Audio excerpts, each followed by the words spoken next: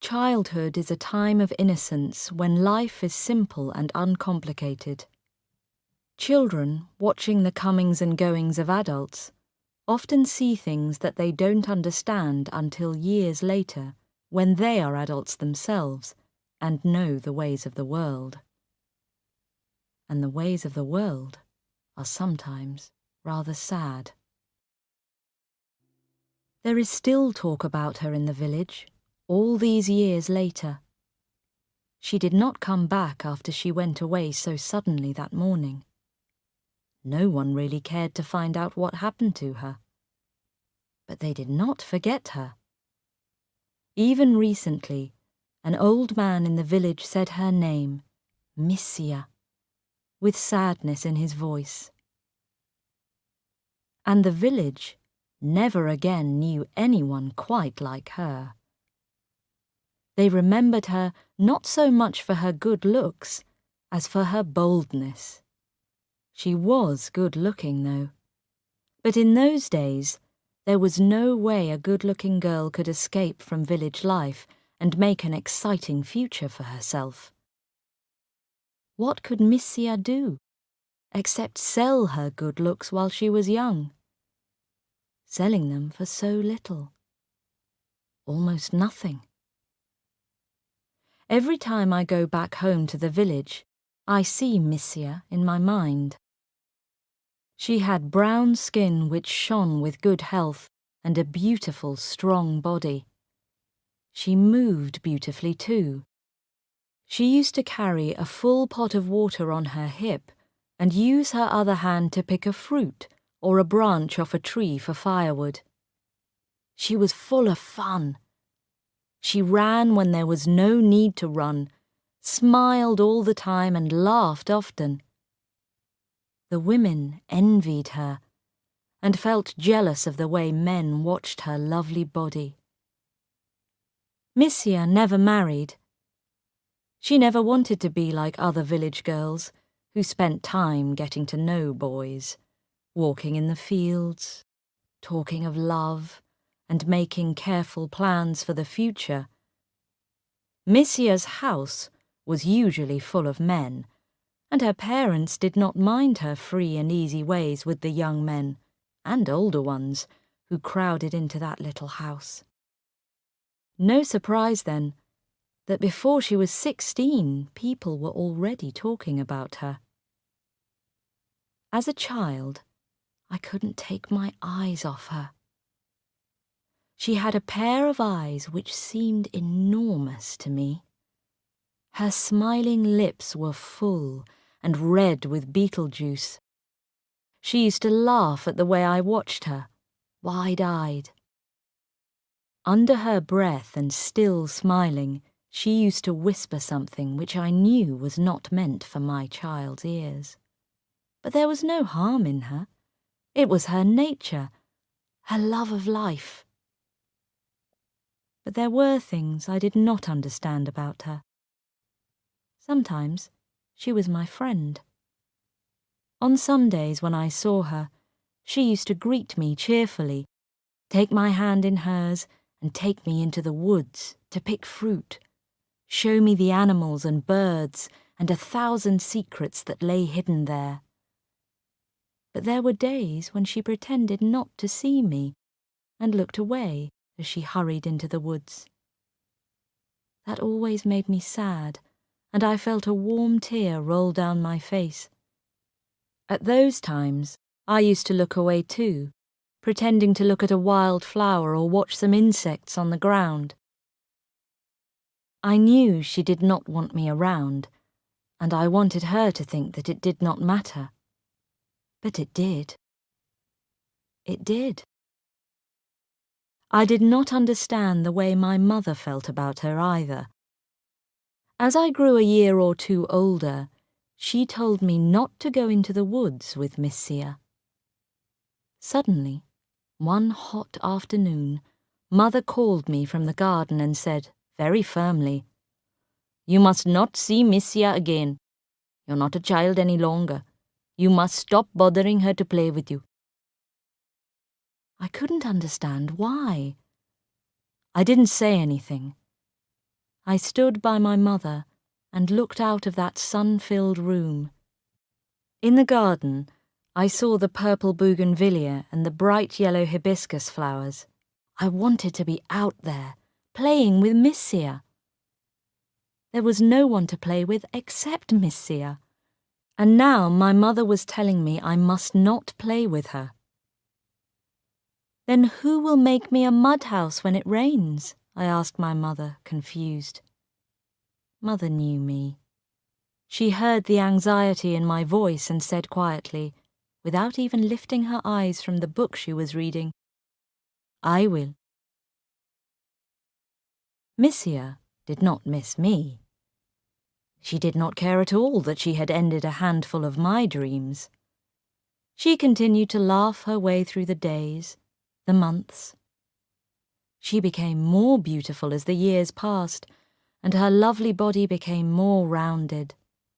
There was a bolder look in her eyes and a wildness in her movements that drove the men crazy. There were violent arguments in the village, like the night when old Apuhami's wife went to search for him and found him inside Missiya's house, drunk. The whole village gathered to watch and cheer, although it was well past midnight.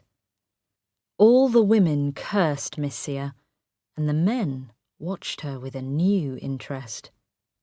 Missiya did not show the least concern. She spat an enormous mouthful of beetle juice towards them and disappeared into the night. They said that she was a witch, but by now I was old enough to know that she was no witch. She was human, and soon enough I knew what she was. I began to understand what those trips into the woods meant. I knew the meaning of those violent arguments. I knew why some women hated her and cursed her. I began to understand why women like my mother wanted to protect their daughters from her influence and their sons from her clever tricks. But Missiya herself was one of the world's lucky ones. She didn't care what anyone said. She didn't care what happened to anyone. She cared only about one person in the whole world, and that was herself. Perhaps, in a way, that did make her a witch. At least, she was not quite human. That thoughtless confidence of hers couldn't last, however. Almost 10 years later, she came to live in a dark little hut that stood just beyond the end of our garden. By then, she had begun to lose the freshness of her young beauty and her carefree ways. At 25, she was an adult woman, a good-looking woman, and an inviting one. She lived alone because her parents had died, but nothing else had changed with her. The village still hated her and loved her. The men still came to her by night. During the day she worked making baskets. Day or night, she appeared not to care how the next meal came to her, what happened to her, or what she would do when she grew old. When I met her for the first time after many years away, I was shy. She smiled at me as I walked past her little house. "Well, well, how you've grown," she said, with her usual bold smile. I said something in reply and hurried away. In the rapid look I gave her, I saw the heaviness of her body and wondered if she was getting fat. There was something about her that seemed different. I looked back and saw her watching me. She had a look of cat-like happiness on her face that day. Has she met some man and married him? I wondered as I walked towards my parents' home. But soon enough, I knew she was not married. The village now felt sorry for her. She was a woman growing old before her time. The men did not come to her for their pleasures as much as before. The village was moving into the modern world. Just 2 miles away there was now a cinema, and after the late-night showing, there were women available there, too. So Missiya was finding it hard to earn enough money even for food. The village talked and laughed unkindly about her. How poor she was, how little she had. Her clothes were unwashed, her habits dirty. It seemed that the world's oldest profession did not pay very well.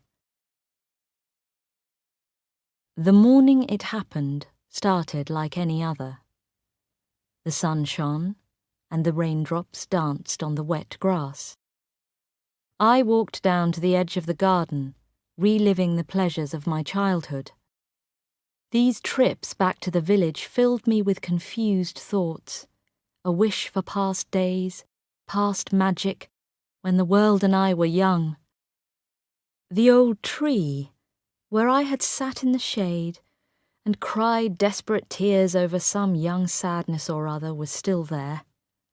So was the dead tree trunk where my friends and I had sat on so many golden evenings and watched the sun go down. The voices from the past whispered in my ear, some long gone from my life. The cool air was still so well known and dear to me, and the morning sun gave a silver touch to the rice fields spread out at my feet. I stopped with a start when I saw the 2 policemen. They looked towards our house and then looked away. I took a step backwards and watched them. They spoke to each other and entered the large shed in which the hay was stored. It was early morning. There was no one else around. And quietly, the village began to wake up. First, the old businessman, the Mudalali, clearing his throat and walking to the corner to get his morning newspaper. He was followed by the young man who worked in the tea shop. Then the women appeared, wanting to know what was happening. Suddenly there was a crowd and excitement in the air. And then the policeman brought out the terrible bundle from inside the building. I shut my eyes and turned away. It was such a tiny bundle, a helpless little thing, killed by its own mother and hidden in the hay. It had no father who would accept it as his child, so it had to die. A fatherless baby in that little village was a terrible thing, and women like its mother were cursed, perhaps even killed. In that lovely little village, with its sunny green fields and blue hills, there was no room for that child. And then they brought out the mother. She didn't hide her head guiltily as they wanted her to. She still held her head high and looked straight at all of us. I hid behind a tree and watched her. I still couldn't take my eyes off her. She looked at the silent crowd, and then she noticed me.